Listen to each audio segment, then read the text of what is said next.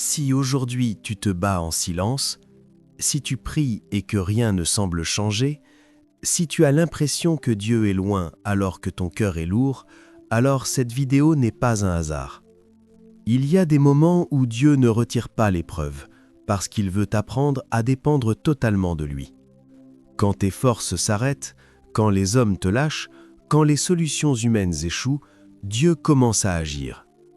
Reste jusqu'à la fin. Ce que tu vas entendre aujourd'hui pourrait transformer ta façon d'attendre Dieu dans les moments les plus difficiles de ta vie. Abonnez-vous, aimez et partagez afin d'apporter l'évangile de Jésus-Christ aux nations, car il y aura plus de joie dans le ciel pour un seul pécheur qui se repent. Que la bénédiction de Dieu soit votre partage dans le nom puissant de Jésus-Christ. Amen. Qui est maudit? Celui qui s'appuie sur l'homme. C'est-à-dire que pendant tes ténèbres, pendant tes moments difficiles, au lieu, toi, de te focaliser d'abord sur Dieu, d'entrer d'abord en prière et d'écouter Dieu, toi, tu dis, j'ai des oncles, j'ai des tantes et je veux trouver des solutions. Dieu dit, tu es maudit. Et très souvent, dans les moments difficiles, tu vas le constater tout à l'heure, dans les moments difficiles, dans nos épreuves, dans les ténèbres des astres, très souvent, quand on est dedans, les choses ont tendance à s'empirer et tu vas comprendre. Tu es déjà maudit. Parce que quand tu passes des moments compliqués, au lieu de, oh my God, au lieu de parler à Dieu, tu te mets à parler aux hommes. Tu te mets à chercher la consolation auprès des hommes. Mon frère, il y a des choses que l'homme ne pourra jamais régler dans ta vie.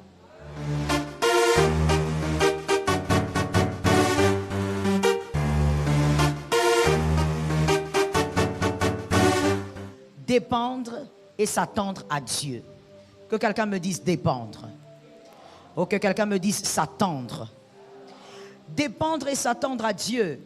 Un astre ne peut pas dépendre que de ce qu'il sait, mais il doit aussi dépendre de ce qu'il ne sait pas qui est caché auprès de Dieu. Tout astre doit apprendre à dépendre de Dieu et s'attendre à Dieu.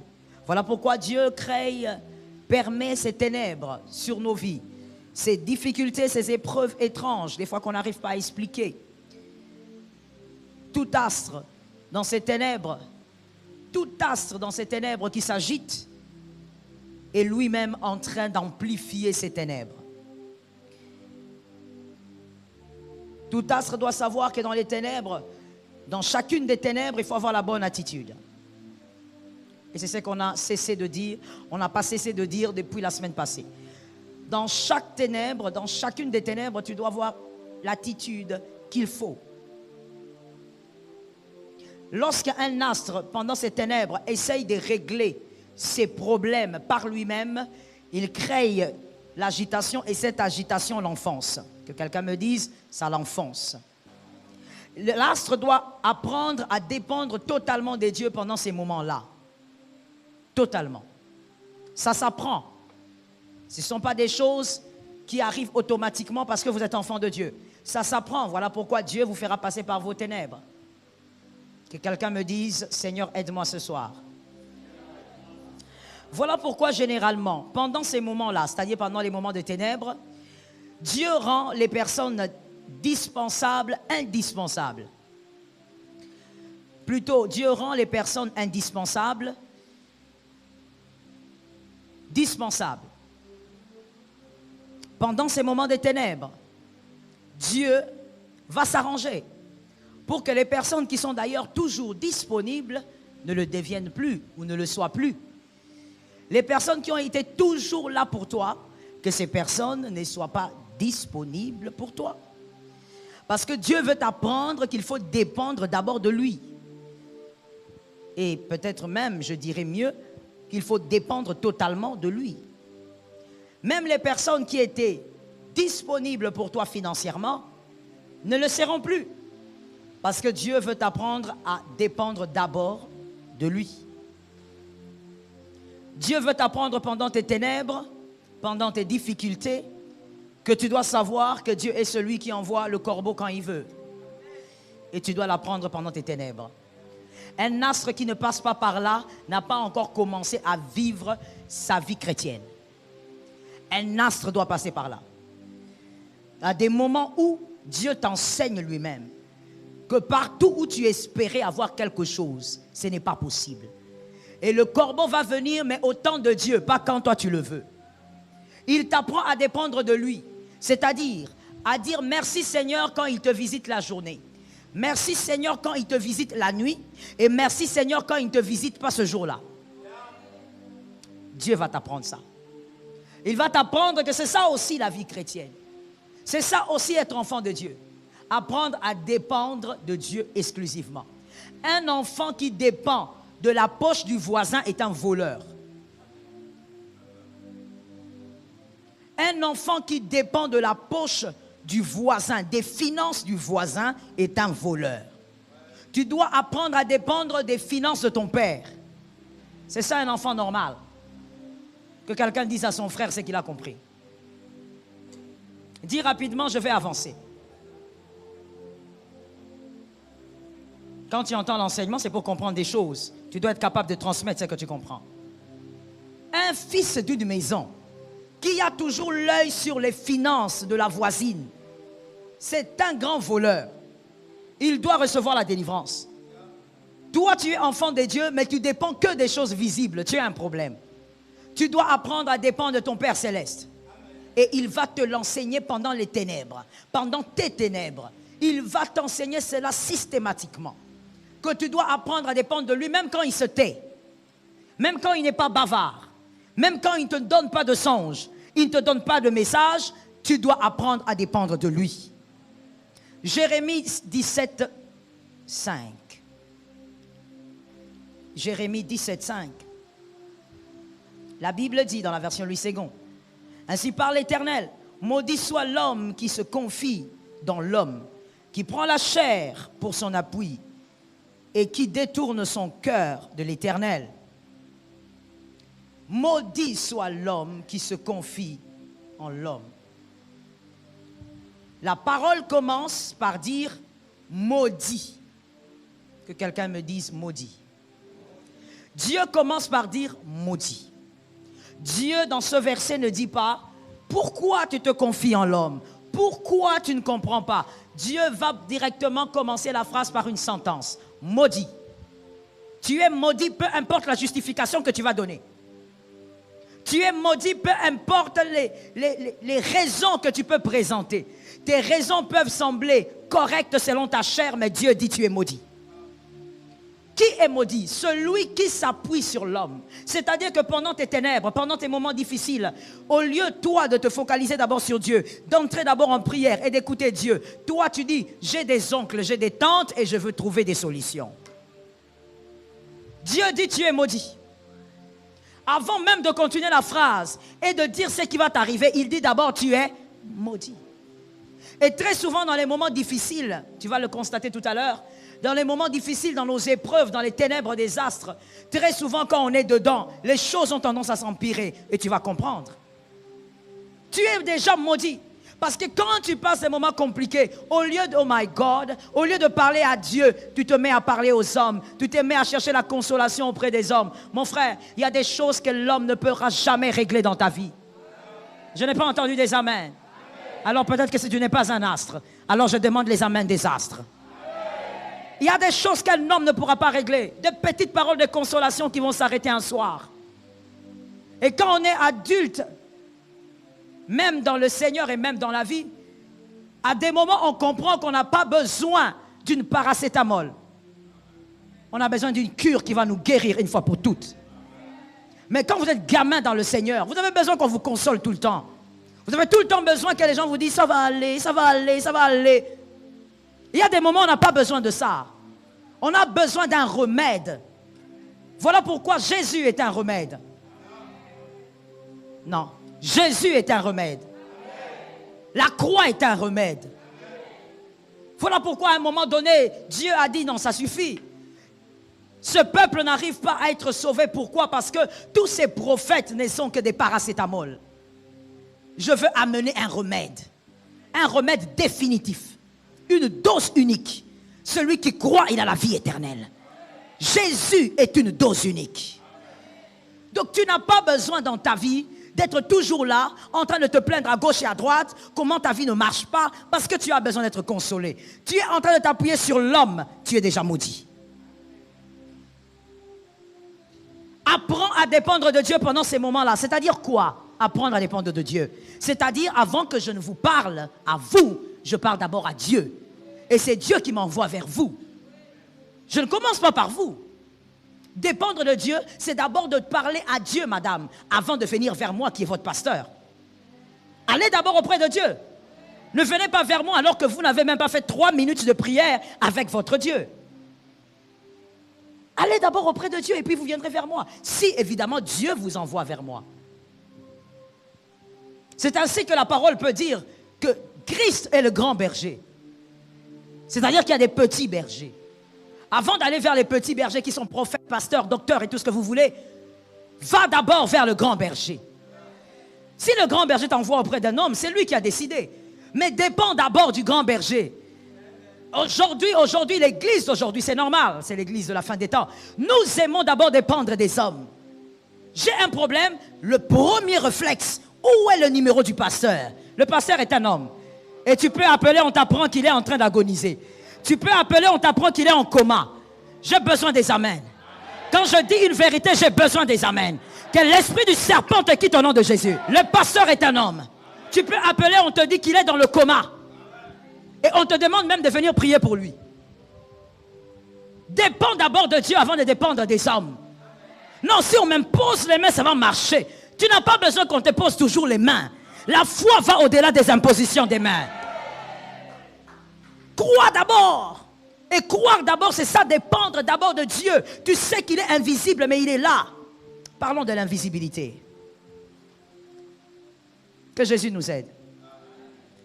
Car celui qui compte sur le visible ne pourra pas compter sur l'invisible. Ce n'est pas possible. On ne peut pas compter sur les deux mondes. Vous devez compter sur un seul monde. Soit vous comptez sur le monde visible, ou alors vous comptez sur le monde invisible. Mais on ne peut pas compter sur les deux. Les deux mondes s'affrontent toujours, le monde visible et le monde invisible. Ces deux mondes s'affrontent pour prendre les dessus au niveau de vos pensées. Vous devez savoir qui va prendre les dessus au niveau de vos pensées. Le monde visible ou le monde invisible. L'homme a du mal à se fier à ce qui n'est pas tangible, à ce qui n'est pas physique, à ce qu'on ne peut pas voir. L'homme a toujours du mal à se fier à ça. Mais écoute, en tant que fils de Dieu, en tant qu'astre, tu es obligé de te fier à ce qui n'est pas visible. Dieu n'est pas visible. Dieu n'est pas tangible, mais il est très réel. Tu dois te fier à Dieu d'abord, avant de te fier à ce que tu vois. Non, moi j'ai des problèmes, il faut absolument que je trouve des solutions. Ce n'est pas parce que tu le dis que tu vas les trouver. Ce n'est pas parce que tu le penses que tu vas les trouver. Tu trouveras des solutions si Dieu le veut. Je reprends ça pour un homme intelligent. Ce n'est pas parce que tu dis trouver que tu vas trouver. Ce n'est pas parce que tu penses trouver que tu vas trouver. Tu vas trouver parce que Dieu a décidé que tu trouves. Alors tu dois t'appuyer sur l'invisible qui est Dieu lui-même. Tu dois te confier en l'invisible. Croire que le Dieu invisible absorbe tout ce qui est visible. Ça tombe sur ta maison 2 fois. Tu dois croire que c'est ce qui est invisible, le Dieu invisible, qui façonne tout ce qui est visible. Attention à la chair. La chair te dira toujours, mais attends, tu as prié, c'est bien, mais voilà, le problème est encore là. Le problème est encore là, il va disparaître sous l'ordre de Dieu. Qui a entendu? Tu peux avoir la volonté de chercher des solutions auprès des hommes. Tu toques partout. Mon frère, ça ne t'est jamais arrivé. Si ça ne t'est jamais arrivé, tu es encore au début, ça va t'arriver. Tu toques partout, mais personne ne t'ouvre. N'avez-vous jamais entendu des gens dire « J'ai tout fait, mais je n'ai pas trouvé de solution ». Oui, parce que tout faire ne suffit pas. Il faut plutôt faire ce qu'il faut au bon moment. Et faire ce qu'il faut, c'est quoi? Croire en ce qui est invisible. Croire au Dieu invisible qu'il est capable d'agir. Oh non, je vais le dire autrement pour les astres. Que le Dieu invisible agit alors que le visible est en train de présenter le contraire. Dieu pour agir ne dépend pas de ce que tu vois. Dieu pour agir, il agit parce qu'il le décide. Tout simplement. Dieu quand il agit même de manière contraire à tout ce qu'on voit. Tu dois croire en Dieu d'abord. Oh God. Tu dois croire d'abord en la phrase qui est sortie de la bouche de Dieu. Pourquoi Anne, ce jour-là, lorsqu'elle est sortie du temple, la Bible dit son visage n'était plus le même. Pourquoi? Parce qu'elle a cru que le Dieu invisible avait déjà parlé. Il a parlé à travers son serviteur, c'était fini. On ne dit pas que Anne a attendu. Voilà le problème que nous avons aujourd'hui en tant qu'astre. On attend d'abord de voir ce que Dieu a dit pour commencer à sourire. C'est comme ça que même dans le temple, dans l'église du Seigneur, les gens ont du mal à célébrer Dieu, ont du mal à rendre grâce à Dieu, parce que vous êtes focalisés sur vos problèmes. Dieu ne réglera pas votre problème parce que vous êtes triste. Je réponds à ça pour les astres. Dieu ne va pas régler votre problème parce que vous êtes triste. Votre tristesse n'intimide pas Dieu. Ce n'est pas un homme. Non, si je fais un visage là très triste, Dieu va comprendre. Dieu n'est pas intimidé par ça. Dieu est intimidé par la foi. Quand il y a la foi, il se manifeste directement. La Bible ne dit pas que Anne, elle a attendu de sentir que voilà, elle avait cru. Non. La Bible dit, elle est sortie de ces lieux. À partir de l'instant, son visage n'était plus le même. La foi se manifestait même sur son visage. Pourquoi? Elle a entendu juste Dieu parler. Mais toi, tu es trop accroché sur le visible. Tu t'appuies trop sur le visible et tu t'appuies sur les hommes. Pire encore, tu es maudit. Tu t'appuies sur les hommes. Qu'est-ce que les hommes ont dit? Qu'est-ce que les hommes ont décidé? Ma situation. Ta situation n'est pas entre les mains des hommes. N'as-tu jamais vu de personnes étudier sans père, sans mère, sans soutien familial? Mais la personne étudie et elle finit ses études. Parce qu'elle s'est appuyée sur autre chose. Aujourd'hui, tu dois guérir de cette maladie. Et d'ailleurs, sortir de cette malédiction.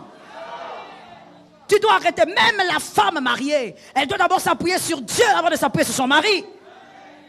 On ne s'appuie pas sur un homme. C'est une malédiction. Tu es devenu comme Rachel. Rachel qui dit à Jacob, pourquoi tu me fais ça? Pourquoi je n'enfante pas? Jacob a dit, scandale, blasphème. Est-ce que c'est moi qui donne les enfants? Ça, c'est la femme. La femme est comme ça. Surtout quand elle est mariée. Elle croit que toute sa vie se résume auprès de son mari. Tu n'as pas à t'appuyer sur ton mari d'abord. D'abord, c'est Dieu. Ensuite, c'est l'homme. J'ai besoin des amens. D'abord Dieu, ensuite l'homme. Tu ne peux pas t'appuyer sur un homme. Tu as toi-même signé ton arrêt de mort. Tu as toi-même signé tes limites sur terre. Si tu t'appuies sur un homme, ton chemin ne sera pas long parce que tu es maudit. Maudit par qui? Par Dieu lui-même. Regarde ton voisin et dis-lui, sors de la malédiction. C'est une malédiction. Maudit soit l'homme, maudit soit l'astre qui va s'appuyer sur l'homme et qui peut dire, cet homme va me positionner. Cet homme fera de ma vie quelque chose. Mon Dieu, quel est cet homme qui peut faire quelque chose de ta vie? Quel est cet homme qui peut positionner ta vie? S'il peut positionner ta vie, c'est qu'il a aussi le souffle de vie entre ses mains. Mais s'il n'a pas le souffle de vie entre ses mains, c'est qu'aucun homme ne peut positionner ta vie. Je répète cela pour un homme intelligent. Aucun homme ne peut positionner ta vie. Le positionnement de ta vie dépend d'abord de la décision céleste. L'homme n'a été qu'un instrument. Yes. Il n'a été qu'un instrument. Non, il m'a béni. Ce n'est pas lui qui t'a béni, c'est Dieu qui t'a béni et cet homme est un instrument. Ce n'est pas l'homme qui t'a donné des enfants, c'est Dieu qui t'a donné des enfants. Cet homme est un instrument. Ce n'est pas toi qui es allé accoucher. Voilà pourquoi Dieu lui-même dit, je ne peux empêcher une femme d'enfanter. C'est moi qui fais naître. Il n'a pas dit c'est la femme forte qui fait naître. Il dit c'est moi. Ce n'est pas toi qui es allé accoucher. Tu es entré, mais il y a quelqu'un qui a fait l'accouchement à ta place. Il y a quelqu'un qui a sorti cet enfant-là. Tu dois dépendre de Dieu. Et non dépendre de ce que tu vois à cause de ta situation actuelle. Même si ta situation est chaotique, il y a un Dieu élevé. Je bénis ceux qui ont entendu. Apprends à te confier d'abord auprès de Dieu. Tu as un problème, va d'abord auprès de Dieu. Fais même 3 minutes dans ta chambre, parle d'abord à Dieu. Je rentre vers le mariage. Non, j'ai trop parlé à ma femme, elle ne change pas. Voilà certains hommes. Non, j'ai trop parlé, je suis fatigué. Eh bien, tu as trop parlé, c'est ça le problème. Il ne fallait même pas trop parler. Il fallait d'abord commencer à parler au bon endroit. Avant de faire des reproches à ta femme, dis à Dieu, Seigneur, change ma femme. C'est lui qui touche les cœurs. Tu peux faire des reproches toute ta vie, elle ne changera pas. Dis d'abord à Dieu, Seigneur, change cette femme, je n'en peux plus. Tu vas auprès de ton mari, il ne fait rien pour moi, il ne s'occupe pas de moi. Voilà le problème. Parce que tu veux d'abord qu'un homme s'occupe de toi. Dis d'abord à Dieu, Seigneur, je veux que tu t'occupes de moi. Si tu vas le faire par cet homme, je veux alors que ça se fasse. Confie-toi d'abord auprès de Dieu. Attends-toi à Dieu. Il y a quelqu'un qui va dire, oui, moi je m'attends à Dieu. Tu t'attends à Dieu alors que quand tu as des problèmes, ton téléphone est toujours là devant toi. Tu attends que ton oncle t'appelle. Et quand il fait maintenant 6 heures du soir, tu dis, mais comment est-ce que ça se fait que tel ne m'a pas appelé? Je croyais qu'il allait m'envoyer même un $5. Tu t'attends à Dieu? Non, je crois que tu confonds les choses. Ce n'est pas comme ça qu'on s'attend à Dieu. Quand on s'attend à Dieu, on n'a pas de joker. Son joker, c'est Dieu. Oui, je réponds pour toi qui étais 4e de la classe dans une classe de 4 élèves. J'ai dit, quand on s'attend à Dieu, on n'a pas de joker en tête. On ne se dit pas, oh certainement tel, si tel m'oublie, celui-là ne m'oubliera pas. C'est pas ça.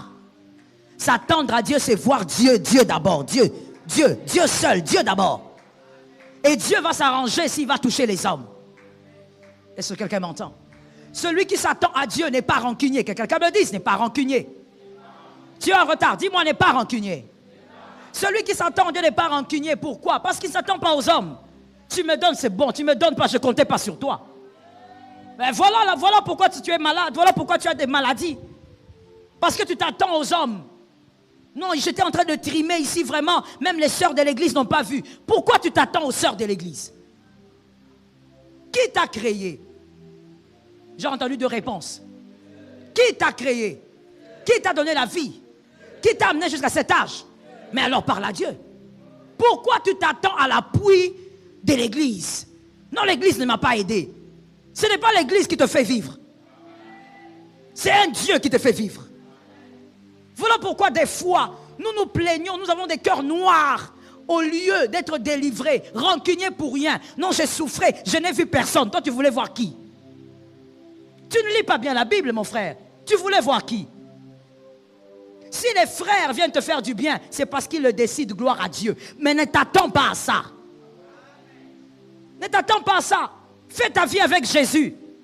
Que Jésus t'envoie les hommes qu'il veut. Est-ce que quelqu'un m'entend très bien? Tout le temps sur les jupes des gens, sur les pantalons des gens. Pourquoi tel ne m'a pas aidé? Pourquoi tel n'a pas fait? Pourquoi tu vis comme ça?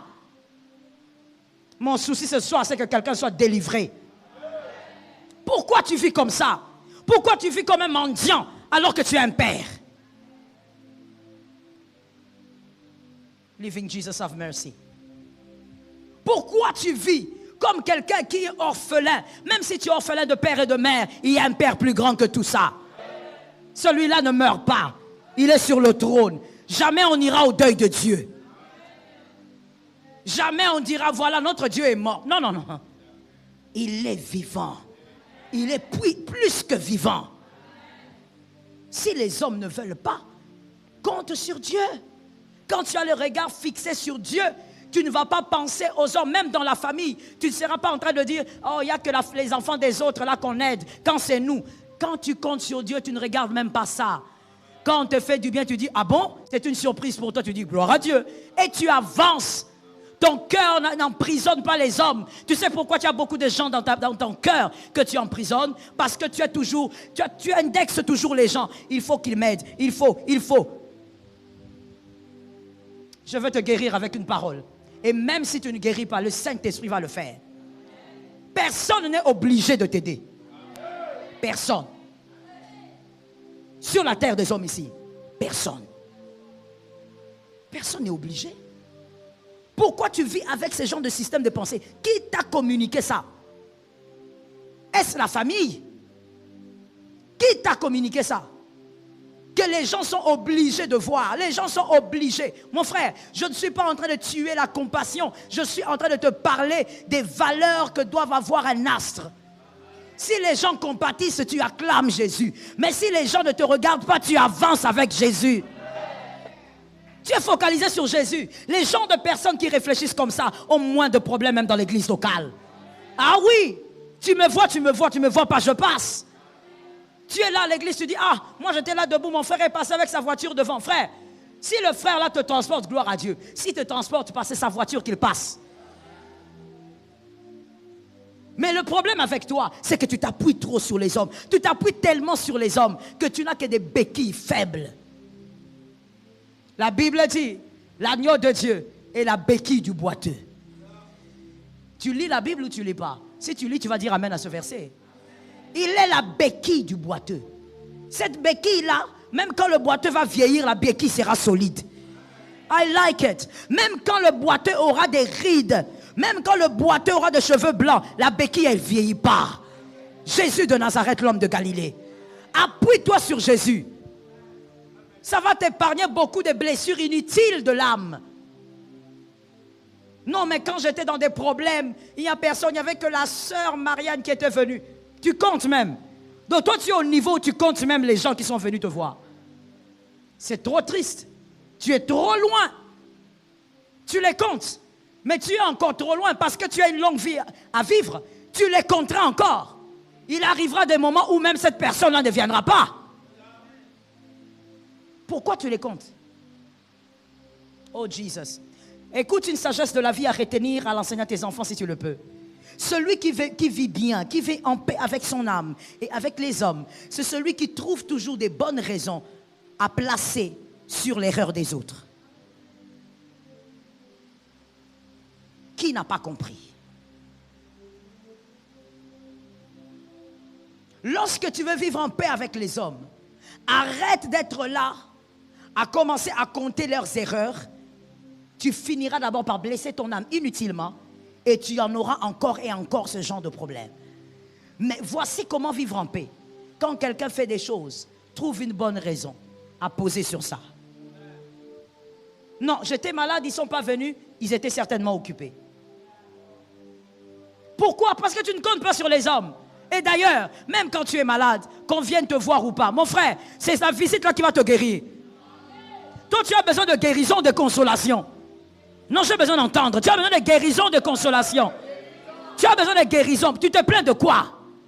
Grandis un peu. Non, je dis, ah, dans ma campagne, pas de bébés comme ça. Je dis, grandis un peu. Qu'on vienne te voir, c'est bon. Mais toi, la personne, tu ne dois pas t'appuyer sur ces choses pour nourrir ta foi. Guéris. Tu as besoin de la guérison quand tu es malade. Et celui qui guérit, c'est celui qui est avec toi dans la chambre. L'Éternel des armées, oh God, quel comportement. Nous sommes en train de nous plaindre des hommes qui ne nous visitent pas alors qu'on a un roi dans la chambre. Tu as besoin de l'esclave alors que tu as un roi dans la chambre. Je réponds encore, Jésus est roi. Je disais Jésus est roi. Dans ta chambre là quand tu es malade, il est là. Qu'est-ce que tu veux? Qu'on t'amène du jus, des bananes. Il faut grandir. Lorsqu'on s'appuie sur Dieu, la vie devient tellement facile. Oh, I praise Jesus. La vie devient tellement facile. Je compte sur Dieu, je m'appuie sur Dieu, je regarde qu'à Dieu. Tu béniras le Seigneur pour ce que tu auras et tu continues ta petite vie. Ta vie ne dépendra pas de ce que tu portes, de ce que tu ne portes pas. Tu dépends de Dieu. Et celui qui dépend de Dieu apprend même à être content. Il entre dans le mystère de ce verset qui dit « Soyez toujours joyeux ». Il est toujours joyeux. Vous croyez que c'est parce qu'il n'a pas de problème? Non, il a compris un secret que vous n'avez pas compris. Il compte sur Dieu. Pendant qu'il est en train de manquer de vêtements, est-ce que Dieu ne sait pas? Merci ma soeur. Pendant qu'il est en train de manquer quoi? Payer les frais scolaires de ses enfants. Est-ce que Dieu ne sait pas? C'est seulement un homme qui va voir. Dieu, lui, il ne voit pas. C'est seulement l'homme là à qui tu vas raconter qui sait ou qui saura. Lui, Dieu, il ne te voit plus. Il est devenu aveugle. Pendant que tu manques même, je ne sais pas, de quoi payer les cahiers de ton enfant. Dieu ne voit pas. Et pourtant, lui-même a dit, vous êtes mauvais. Mais vous savez donner des bonnes choses à vos enfants. À la place du pain, vous ne donnerez pas le serpent. Mais alors, votre Père Céleste, il fait lui-même la comparaison. Parce que des fois, bien aimé, avec toi et moi, d'ailleurs pas des fois, très souvent, il y a une folie qui nous monte dans la tête. Toi et moi, tel que nous sommes là, il y a une folie qui nous monte. C'est-à-dire, on oublie que Dieu, il est plus bon que nous. Toi, tu as des enfants, tu veilles sur tes enfants, tu crois que Dieu va t'oublier. Quand tu manques de l'argent là, quand tu marches à pied, tu crois que Dieu ne voit pas. Tu veux aller t'appuyer sur l'homme parce que Dieu ne voit pas. Donc toi, tu es plus bon que Dieu. Alors que toi, quand ton enfant pleure, tu te précipites pour faire du bien. Oh, homme de peu de foi. Que l'Éternel nous délivre. Je disais que l'Éternel nous délivre. La Bible dit celui qui s'appuie sur l'homme est maudit. Maudit. Et lorsque vous êtes maudit, mon frère, c'est ça le problème, c'est qu'on oublie ce verset. En fait, on a tellement banalisé le fait de s'appuyer sur l'homme qu'on pense toujours à la malédiction de la sorcière, à la malédiction des limites de famille et tout ce que vous voulez. Mais on a oublié que là, il y a une malédiction très puissante qui plane souvent sur plusieurs enfants de Dieu, qui viennent à l'église et qui donnent les têtes maudits. Parce qu'ils s'appuient sur les hommes. La Bible dit, tu es maudit. Et quand tu es maudit, qu'est-ce qui se passe? Quelle tragédie. Moi, j'ai souvent dit, quand l'homme te maudit, Dieu est là. Quand le sorcier te maudit, Dieu est là. Et quand Dieu te maudit? Non, donne-moi un nom. Quand Dieu te maudit. Et vous voyez dans ça, il y a une calamité. La calamité, la tragédie, c'est quoi? C'est que quand vous êtes maudit par Dieu, des fois même vous ne le savez pas. Vous croyez que votre vie est normale. Vous croyez que vous devez aller de retraite en retraite. Or, vous êtes maudit par Dieu. Dieu est fâché contre vous.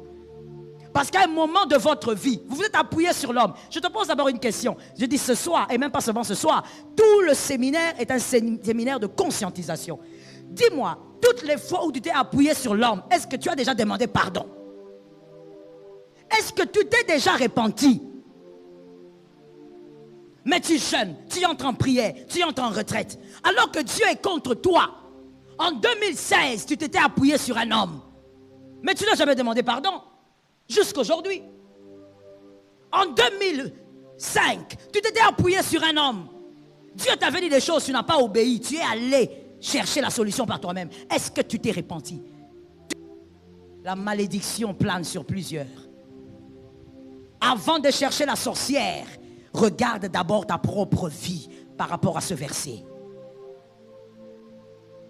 Lorsque la malédiction plane sur votre tête, parce que vous vous êtes appuyé sur l'homme, la première chose qui arrive, les destructeurs, c'est-à-dire les démons de la destruction, ils viennent dans votre vie. Pourquoi? Il y a une brèche qui est ouverte. Aucun démon ne peut toucher un astre. Aucun démon ne peut toucher un élu. Mais lorsque l'élu ouvre des brèches, les démons peuvent toucher. Et tout ce que les démons attendent, ce sont des brèches que vous ouvrez. Lorsque tu tombes dans ça, même le diable dit, voilà, amenez-moi Jérémie. Amenez-moi Jérémie 17,5. Et le diable présente, voici Jérémie 17,5. Voici ce que Laetitia a fait. Elle est allée s'appuyer sur sa tante, alors que toi, tu lui avais promis autre chose. Jérémie 17,5 dit, elle est maudite. Donc, on a le pouvoir d'entrer dans sa vie maintenant. Et ils viennent dans ta vie, les destructeurs. Que quelqu'un me dise les destructeurs. Non, dis-le bien que tu sois délivré de quelque chose. Les destructeurs viennent. La première chose qu'ils font, c'est que quand ils viennent dans tes ténèbres, alors que tu traverses déjà les ténèbres des astres permis par Dieu, et ils vont ajouter leurs ténèbres. C'est là où tu constates, tu as des problèmes, mais tu continues de t'enfoncer. Tu vas problème sur... Au lieu même que tu sois comme le peuple d'Israël. Mon frère, normalement, un enfant de Dieu, un astre ne peut pas vivre dans une malédiction pareille. La Bible est là, tu devrais lire la Bible. Et tu vas comprendre qu'il y a des choses qui t'arrivent, ce n'est pas normal. Tu es déjà sous une malédiction biblique et les ténèbres sont venues. Même les enfants d'Israël dans les déserts, ils étaient en train d'aller vers Canaan. Mais la Bible dit, les vêtements ne faisaient pas quoi? Ne s'usaient pas. Les chaussures ne s'usaient pas. C'est-à-dire que dans les ténèbres des astres, dans les ténèbres que Dieu permet, même quand tu vis des difficultés, Dieu va toujours te donner une eau douce. Mais toi, tu vas remarquer si tu es sur la malédiction de Jérémie 17,5, les ténèbres vont s'amplifier, tu vas de problème en problème. Tu étais dans le quartier, tout le monde t'accuse que tu as fait des choses bizarres alors que tu n'as pas fait. Après 2 jours, on vient t'arrêter. Un autre problème, un autre dossier que tu ne connais pas. Tu es en train d'aller sur problème. Les ténèbres se sont amplifiées parce que tu es sous une malédiction. Dieu lui-même est contre toi. Les destructeurs sont venus amplifier les ténèbres. Ils ont ajouté les leurs. Il n'y a plus de paix pour toi. Que l'Éternel guérisse quelqu'un. C'est la malédiction de Géasi. C'est-à-dire, Géasi voulait les vêtements parce que nous supposons qu'il n'avait pas ce genre de vêtements. Mais qui avait permis qu'il manque ce genre de vêtements? Ça, c'est Dieu. C'était les ténèbres de Géasi. Mais à un moment donné, puisqu'il n'avait pas compris, Géasi a quitté du manque de vêtements vers la lèpre. Mon frère, tu es lépreux. Il faut que Dieu te guérisse aujourd'hui. J'ai entendu 2 amens. Ton orgueil va te tuer. Je dis, tu es lépreux. Il faut que tu guérisses aujourd'hui. Tu as quitté du manque de vêtements somptueux, comme Géasi. Tu es entré dans la dimension de la lèpre. C'est-à-dire, le manque de vêtements, ce sont les ténèbres des astres. Dieu a permis. Ce sont les épreuves de ta vie. Mais tu quittes là. Tu entres dans la malédiction. Lèpre. Pourquoi? Parce que tu ne sais pas comment t'appuyer sur Dieu, comme Géasi. Géasi ne savait pas comment s'appuyer sur Dieu. Je manque de vêtements somptueux. Les autres en ont, mais je m'appuie sur Dieu. Dieu sait que je n'en ai pas. Ah, laisse-moi dire quelque chose. Dieu connaît ta garde-robe. Il connaît ça bien. Peut-être même toi, si je te pose la question, quelle est la robe qui est à tel endroit, tu vas oublier. Tu vas dire, oh, je ne sais pas, peut-être c'est la noire, mais Dieu connaît ta garde-robe. Dieu sait même comment ta garde-robe sera garnie cette année jusqu'au 31 décembre. Je l'ai dit autrement. Même les vêtements que tu vas acheter en septembre, Dieu connaît. Toi, tu crois que Dieu ne connaît pas? Tu crois que Dieu ne sait pas que tu as besoin de vêtements? Pourquoi tu veux aller dans la lèpre? Parce que tu veux t'appuyer sur les hommes. Voilà pourquoi je dis, j'ouvre une parenthèse en disant, un astre ne doit pas être envieux. Un astre ne doit pas être. Tu n'as pas ce pantalon-là, reste là. Contente-toi de ton pantalon. Oh non, mon frère, j'ai aimé le pantalon que tu as porté. Hein. Tu as acheté ça où? Et on croit que c'est parce que tu veux acheter le même. Et le frère qui te dit, non, j'ai acheté ça à tel endroit. Ah bon, hein? Bon, quand tu pourras aussi, si en tout cas Dieu le permet, il faut aussi penser à moi. Pourquoi tu vis comme ça? Pourquoi tu vis dans une mendicité comme ça? Parce que tu ne sais pas compter sur Dieu. Tu es là dans ton coin, surtout avec ces téléphones, ces smartphones. Tu es là, Dieu t'a donné ce que tu as là. Gère ce que tu as là. Toi, non. Tu commences à regarder là-bas. Ah, les téléphones là, vraiment, si je pouvais aussi l'avoir. Ton cœur commence à chauffer pour quelque chose que tu ne peux pas avoir.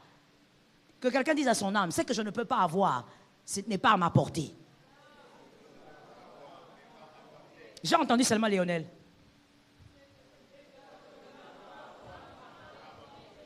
C'est tout. Mais l'envie va t'amener à faire des choses, à faire de toi-même ridicule. Tu te transformes en un homme ridicule, alors que tu es créé à l'image de Dieu.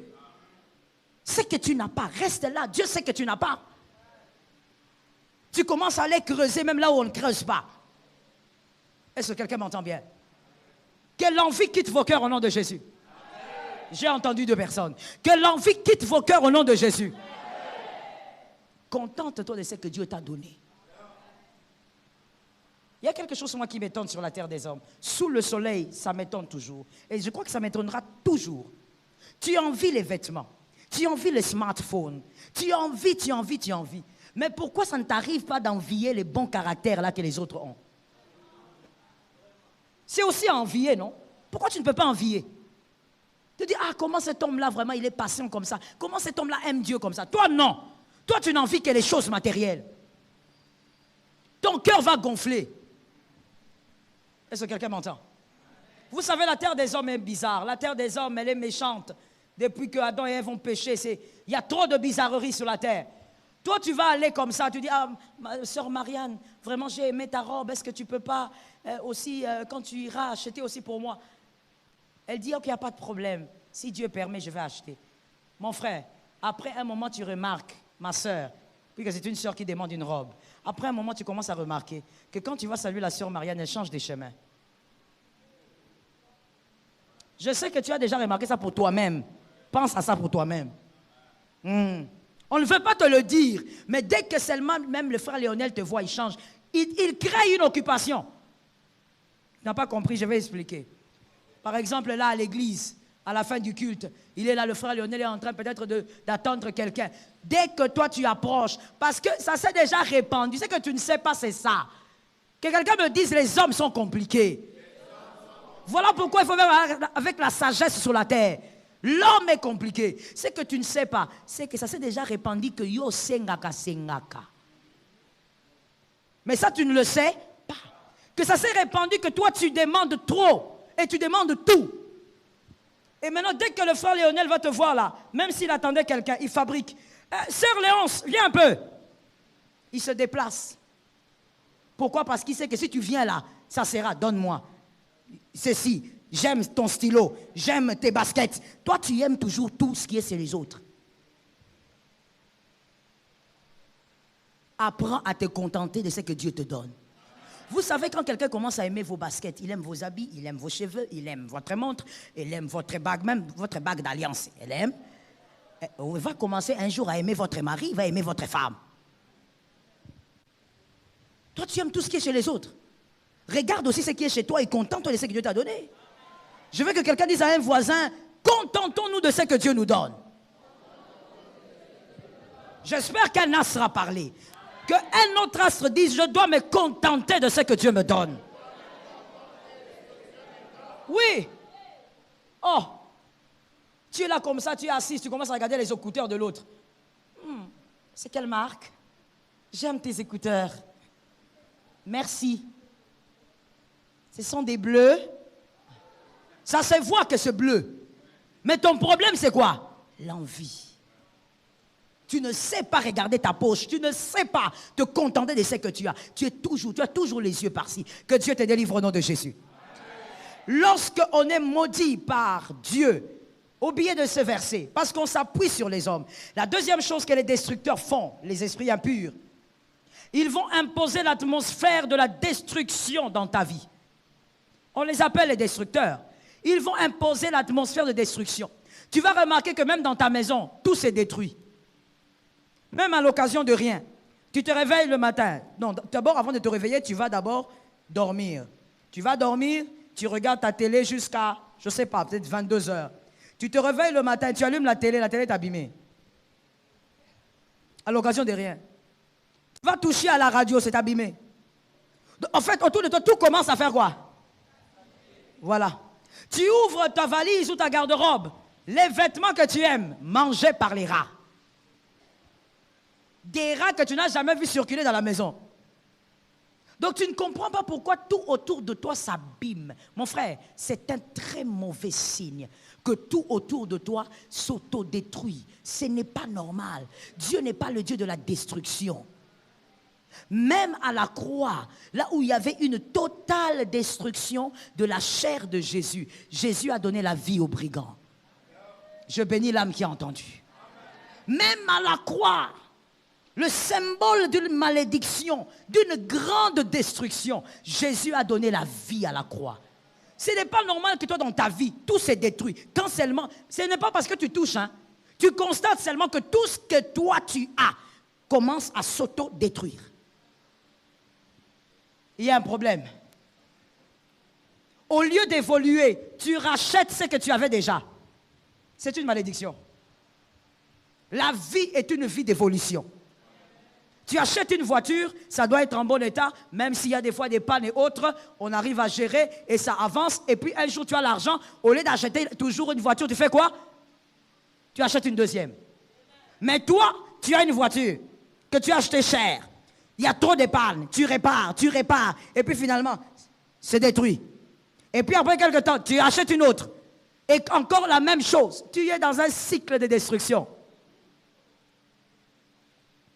Tu vis dans la destruction. Celui qui vit des destructions comme ça a signé le contrat ou a signé une alliance avec la pauvreté. Tu ne pourras pas t'épanouir.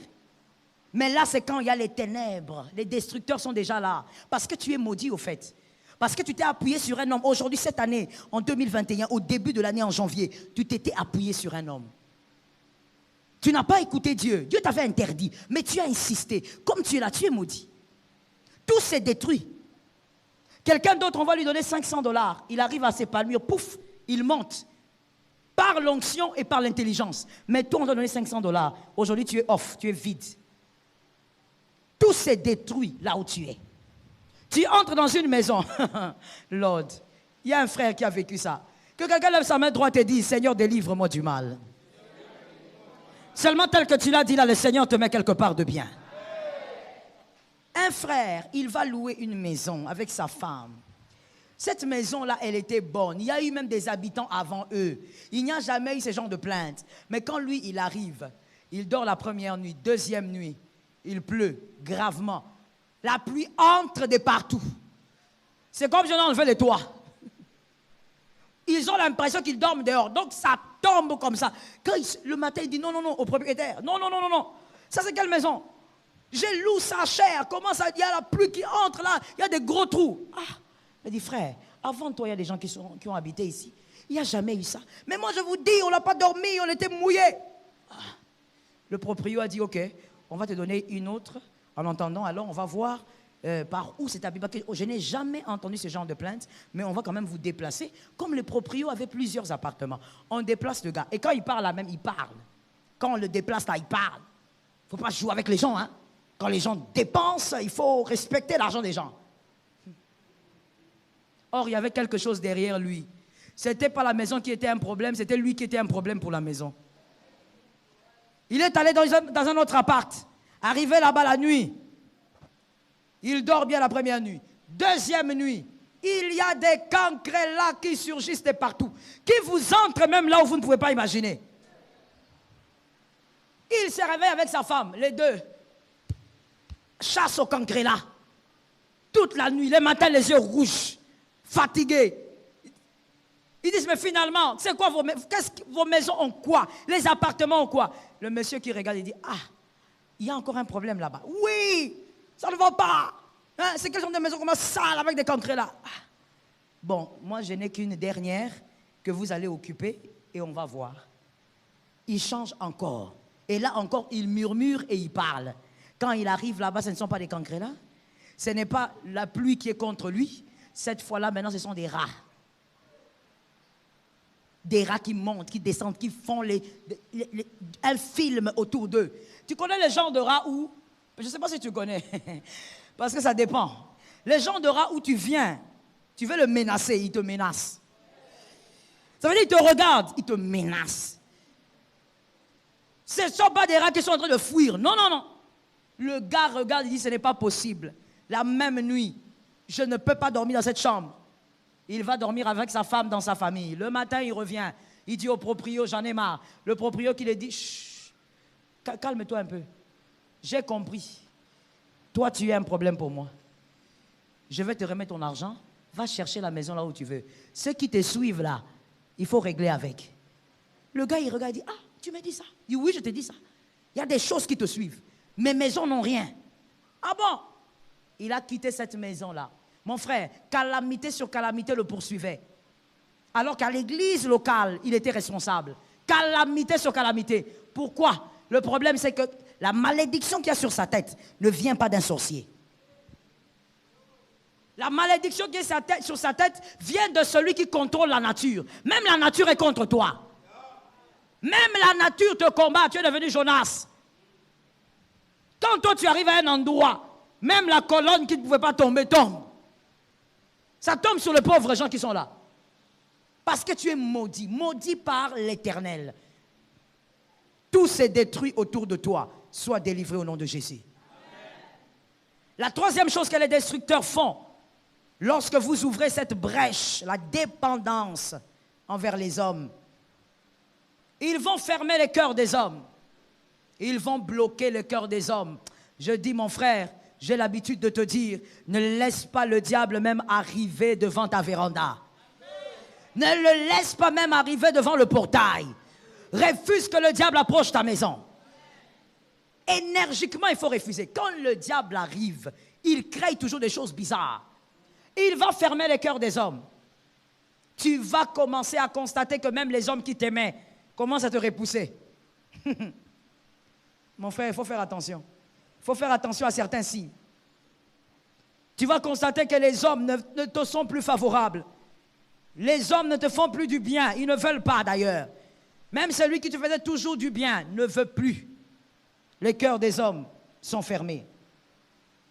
Lorsque tu constates ça dans ta vie, fais une très bonne analyse ce soir. Lorsque tu constates ça dans ta vie, ce soir, décide d'invoquer Jésus pour la repentance.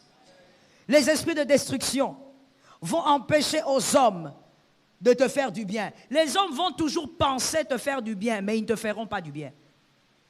Que celui qui est dans cette catégorie-là commence à sortir ce soir. Les gens pensent toujours, mais ils ne font pas.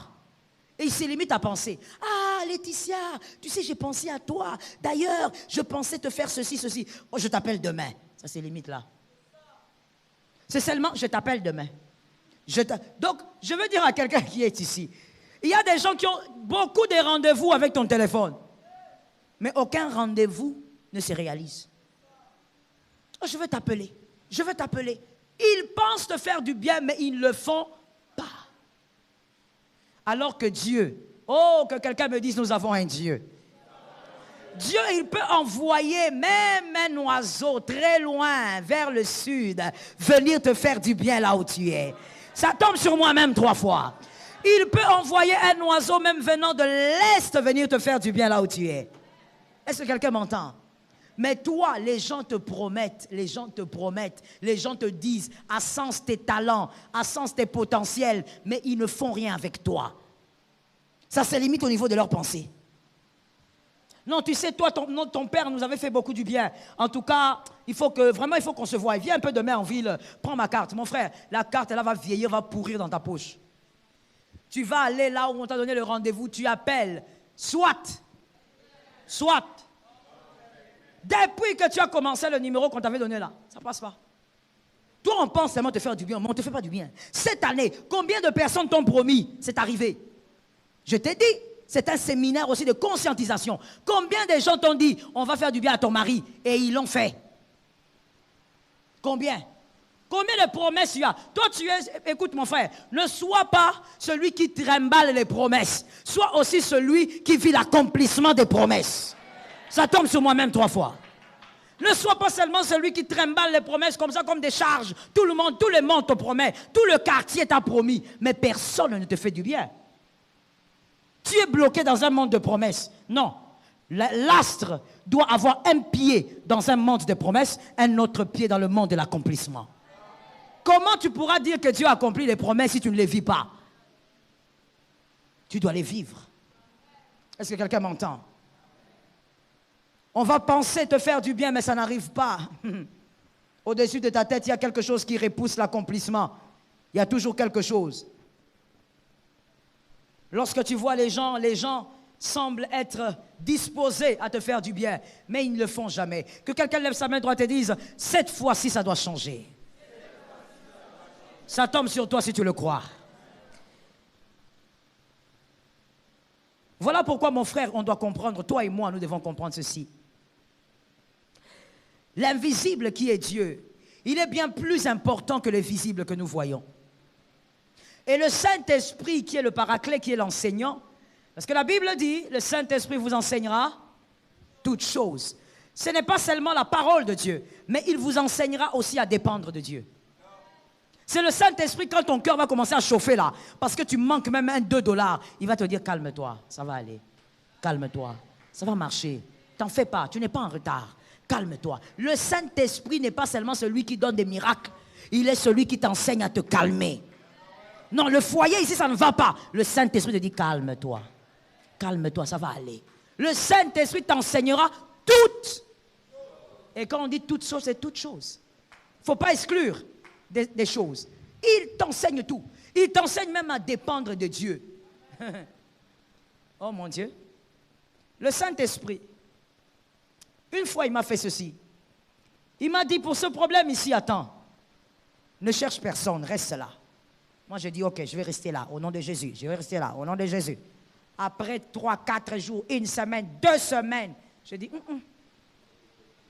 je vais mourir. Il faut vraiment que je cherche quelqu'un. Je dois absolument trouver. Le Saint-Esprit, je me rappelle encore, il n'est plus venu me dire, reste là. Il s'est tu. Je suis parti. Mon frère, le genre de réponses que j'avais reçues, j'ai eu pitié de ma vie. Donc j'ai pris ma vie quoi? J'ai regardé ma vie. J'ai eu pitié de ma vie. J'ai donné raison au Seigneur. Ça veut dire tout au long de mon retour. Tu vois le chemin retour là? Il t'est déjà arrivé de rentrer chez toi, maintenant tu ne regardes pas la route, mais tu ne sais pas où tu vas. À un moment donné, tu tombes même dans les caniveaux. Parce que tes pensées sont ailleurs. Donc le chemin retour là, je suis en train de me dire qui m'avait... Ah, c'était déjà arrivé. Qui m'avait envoyé? Je commence à penser à la manière dont je m'étais habillé pour partir. Je commence même à maudire comment je m'étais habillé là. Ça veut dire que tu regrettes tout ce que tu avais fait pour aller voir la personne. Parce que tu as eu une réponse qui boucle. Vous connaissez ce que c'est les réponses qui boucle ou vous ne connaissez pas? Tu connais les kibuki? Tu connais ou tu ne connais pas? C'est quoi les kibuki? Maman, moi je ne trouve pas ça seulement carré. Ça veut dire que le jour où j'ai touché cette histoire-là, maman, ça c'est pas les pains. Ça c'est une pierre. Dure comme ça là. Ça peut te donner même des coliques. Ça veut dire que la personne te donne une réponse cash. Donc le Seigneur s'organise. Que quelqu'un me dise s'organise. Le Seigneur s'organise pour que tu n'oublies jamais la gifle que tu auras. Donc ça reste sur toi, tu médites dessus, tu fais une semaine pour oublier. Tu te poses la question, qui m'avait envoyé? Jésus a toujours raison. Vaut mieux rester dans son humiliation dans la chambre, au lieu d'aller te faire écraser par un homme. Compte sur Dieu, reste là. Lorsque tu ne comprends pas ces choses, tu ne laisses pas le Saint-Esprit t'enseigner, te dire, reste là. Oh mon Dieu, les cœurs des hommes se ferment. C'est là maintenant que tu commences à avoir des problèmes, même avec des personnes avec qui tu ne devrais pas. Toi, tu es marié, vieillotte comme toi. Évidemment, je parle à la femme. Vieille comme tu es là, tu es marié, mais tu commences à te plaindre. Oh, mon père ne s'occupe pas de moi. Qu'est-ce que tu as dit? Tu veux que ton père fasse quoi? Oh, mon père me laisse, la famille me laisse comme ça, je souffre. Qui t'avait envoyé? C'était ton choix, non? Ah. Si on t'avait dit n'épouse pas, tu allais écouter. Ah, surtout les femmes. Quand on dit n'épouse pas, elle a l'impression qu'elle va mourir. Elle commence à agoniser. Elle commence à aller vers un coma profond. Si on t'avait dit ne va pas, tu n'allais pas écouter. Mais tu commences à te plaindre. Moi, je suis là dans la famille, on aide tout le monde, mais moi, on ne m'aide pas. Ah bon? Frère, assume ta vie. Je reprends encore, assume ta vie. Lorsque les ténèbres, les destructeurs arrivent, ils ferment les cœurs. Écoute mon frère, j'atterris en disant ceci. Lorsque Christ vous permet de vivre ces ténèbres, que lui permet, que lui envoie, que lui impose à votre vie, les ténèbres que Christ impose aux astres. Frère, si le cœur des frères de Joseph est fermé, il va ouvrir le cœur de Potiphar. Ah oui, praise Jesus. C'est ça notre Dieu à nous. Je te présente bien le tableau de ta vie. C'est ça. La vie des astres, c'est comme ça. C'est pas ce que toi tu es en train de croire là, qui t'arrive. Dans les ténèbres des astres, même si le cœur de celui-là se ferme, Dieu va ouvrir le cœur de Potiphar. Si le cœur de Potiphar se ferme, il ouvre le cœur du chef de la prison. Il ouvre le cœur de l'échanson, jusqu'à ce que tu vas rencontrer Pharaon. Mais il va tout au long du chemin ouvrir les cœurs des gens de manière cyclique. Mais il va faire quoi? Il va ouvrir. Si ici c'est fermé, là-bas ça va s'ouvrir. Si à gauche, à droite, en haut c'est fermé, en bas, ça va s'ouvrir mon frère. Ce n'est pas un volcan ni un déchirement de terre, mais Dieu va créer le chemin. Dieu ne peut pas, toi qui es un astre, tous les cœurs sont fermés. Tu n'es pas dans les ténèbres des astres. Tu es déjà dans la malédiction, sors de là. Dieu n'a pas prévu ça. Les cœurs de Potiphar se ferment, les chefs de la prison, ça s'ouvre. Les cœurs de l'échanson, ça s'ouvre. Tu arrives devant le Pharaon. Le Pharaon te fait oublier les années qu'ont dévoré les sauterelles. Le Pharaon permet que tu dises Manassé, que quelqu'un me dise Manassé. Ah, je dis que quelqu'un me dise Manassé. Le pharaon permettrait que tu dises Manassé. Manassé, un mot hébreu qui provient d'un terme hébreu qui dit Naka. Naka veut dire oublier. Il m'a fait oublier les anciennes larmes. Dieu va t'amener vers quelqu'un qui va te faire oublier les anciennes larmes. Dieu m'a fait oublier les anciennes larmes. Dieu ne ferme jamais les cœurs de tout le monde. Ça, ce n'est pas Jésus. Si tu vis ça, sort ce soir. Jésus, quand il ferme, il ouvre de l'autre côté. Est-ce que quelqu'un m'entend bien? C'est comme ça qu'avec Jésus, femme célibataire, écoute-moi, quand un homme te plaque, il t'envoie un meilleur. Tu as été en retard avec les amens. Quand un homme te plaque, Dieu t'envoie un meilleur. Pourquoi? Il sait ouvrir les portes, il sait ouvrir les cœurs. Tu pourras dire Naka avec ce que Dieu va ouvrir. Tu viens chez l'autre, le Seigneur, tu constates au fait qu'il y a un cœur qui est fermé. Tu dis, oh Seigneur, je compte sur toi. Je reste là, j'attends que tu fasses quelque chose. Dieu ouvre un autre cœur qui va te faire oublier les anciennes larmes. Tu pourras dire Naka. Il s'est souvenu de moi. Il m'a accordé ce que je n'imaginais pas avoir.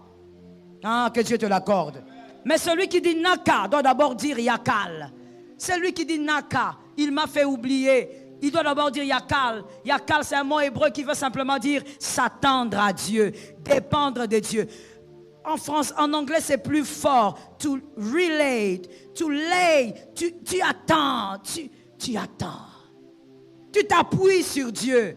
Si tu ne dis pas Yakal, tu ne diras pas Naka.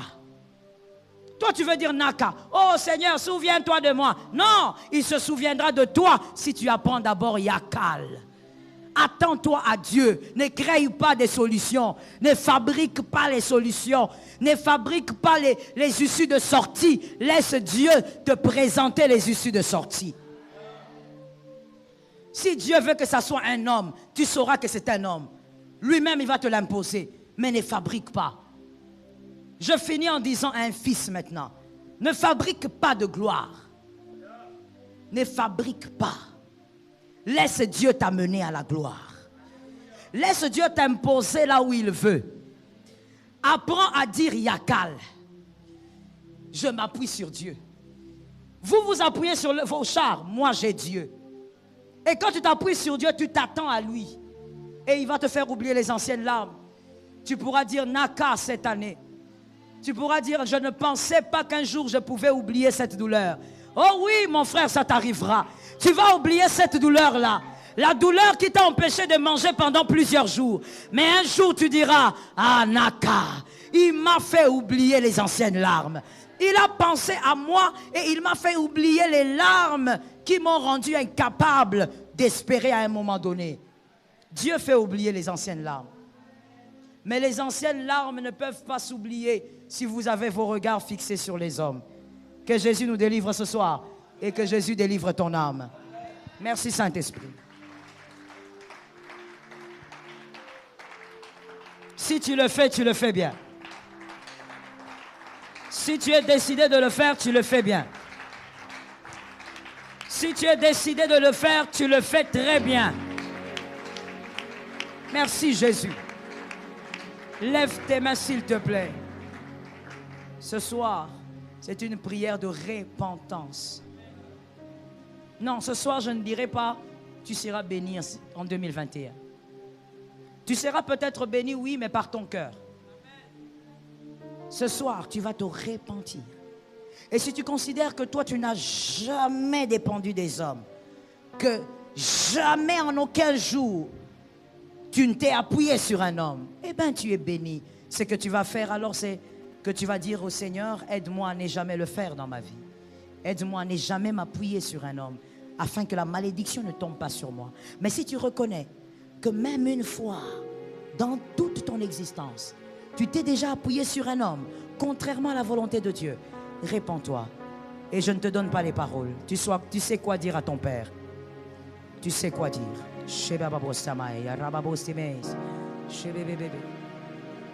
Oh, Saint-Esprit, le Dieu qui pardonne, Jésus, le Dieu qui pardonne, Père éternel, pardonne-nous ce soir. Jésus, pardonne-nous ce soir. Le Dieu fidèle, nous sommes appuyés sur les hommes. sur les béquilles faibles, les béquilles qui peuvent vieillir. Seigneur, pardonne-nous ce soir. Nous venons, Seigneur, devant ta haute présence, demander la grâce. Que ta grâce nous pardonne. Jésus, que par ta puissante main, que le pardon tombe sur nous. Seigneur, lave-nous par ton sang précieux et pardonne-nous, Seigneur, toutes les fois où tu nous as dit de ne pas le faire, mais nous l'avons quand même fait. Où tu nous as dit de ne pas aller vers les hommes, mais nous sommes quand même allés. Où tu nous as dit que tu étais là, mais nous avions quand même les noms des gens dans nos esprits. Père, pardonne-nous, Dieu de grâce. Jésus, pardonne-nous, le Dieu fidèle. Sans toi, Jésus, tu le sais, je ne peux rien. J'ai besoin de toi, j'ai besoin de ton pardon. Seigneur, libère-moi de ce pouvoir de la chair qui me pousse toujours à regarder vers les hommes, qui me conduit toujours à regarder vers les mortels, qui me conduit toujours à regarder vers la vulnérabilité. Jésus, délivre-moi. Jésus, délivre-moi. Jésus, délivre-moi. Jésus, sors-moi de là. Donne-moi le pouvoir, la force de résister à la chair, de résister à ses désirs. Jésus, je veux te délivrer ce soir. Ce soir même, je veux, Seigneur, que ton pardon tombe sur moi. Jésus, que ton pardon tombe sur moi. Je veux que ton pardon tombe sur moi. Agneau de Dieu, je veux que ton pardon tombe sur moi. Le Dieu vivant, je veux que ton pardon tombe sur moi. Pardonne-moi, Saint-Esprit.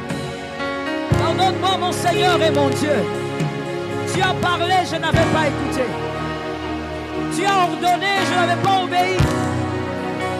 Pardonne-moi, Jésus. Pardonne-moi, Jésus. Seigneur, de toutes les manières, je n'ai que toi. Je préfère venir demander pardon près de toi.